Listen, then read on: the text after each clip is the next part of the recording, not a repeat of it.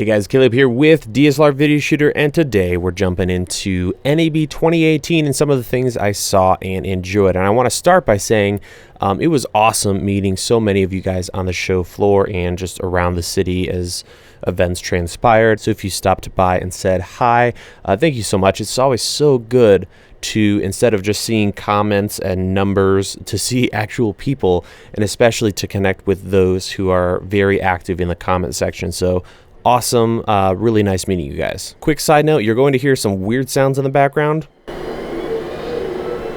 That's actually coming from my 3D printer. I'm doing some prints for an upcoming series of videos, so stay tuned for that because it's going to be pretty sick. And if you enjoy DIY stuff, you're going to love these videos. So we're going to jump in and talk about some of the stuff I saw and enjoyed. And we're going to start with Adamus. I was actually at the show earlier, right before the show, to check out some new tech and some really interesting stuff from Adamus. So obviously they make recorders, and they released a 5-inch recorder with some really slick specs. But the really exciting thing is the new ProRes RAW that Apple has developed with Adamus, and they're working together, obviously. So we'll talk about this in future videos. I'm going to do a whole series on it and why you really should at least know what ProRes RAW is and consider using it for your video. When I arrived on Thursday, I did some shooting with Adamus on an FS5 using the recorder, and we shot a ton of stuff in ProRes RAW.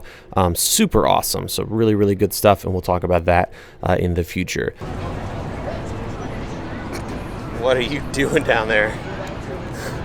Some nice dad bod. Moving on to lighting, there was a ton of new stuff. Starting with Aputure, they released a gazillion different modifiers. They updated the 120D, which is one of the most popular lights for video, and they also debuted at their special dinner event a new RGB light they're working on, and we'll have more information on that before too long. I also stopped over at the Intellytech booth. I've done a couple of reviews on their lights, and they now have or are working on a brand new light cloth, but this time it's going to be RGB, which is pretty sick. They're also working on a crazy powerful Fresnel light that also has RGB capabilities. So if you're needing RGB or just want something that we're getting into the M18 level output on these lights, stay tuned because they're going to be releasing some cool stuff soon. A lot of you will recognize the name Falcon Eyes, as I've talked a lot about their LED light mats. I'm using one right now to expose myself as a key, and they're releasing an RGB, as you're noticing this theme, an RGB light mat. So it's the same idea of the ones I've talked about, but it also has an RGB mode. And yet another RGB offering is new from Came TV. They're building essentially what look like quasar science lights with barn doors and a battery option.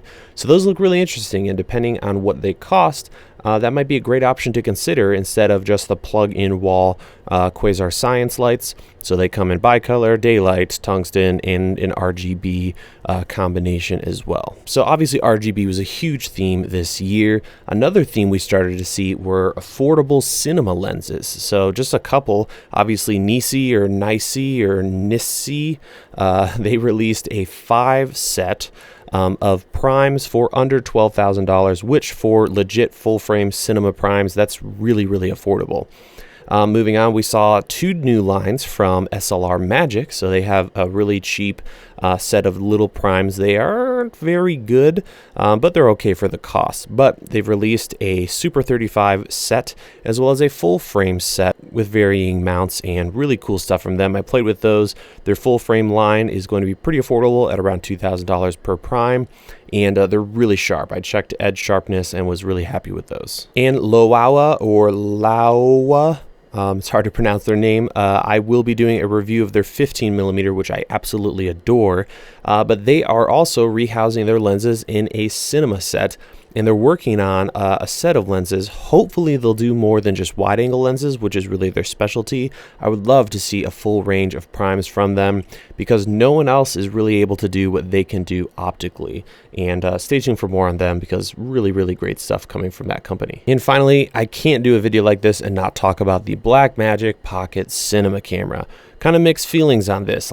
From me, I think it's great. A lot of people are going to love this camera. Huge cult following of the first Blackmagic Pocket Cinema Camera, and this one obviously is going to pick up a lot of those people. It's definitely larger, but I mean, come on, it can't be much smaller than it is considering what it's doing. 4K internal raw recording. And this camera, the thing that really excites me is it's a larger sensor, so micro four thirds. I know a lot of people poo-poo micro four thirds, but if you throw a speed booster on that, depending on how they're using that sensor, we could be getting close to full frame. So stay tuned for more content on that here on the channel.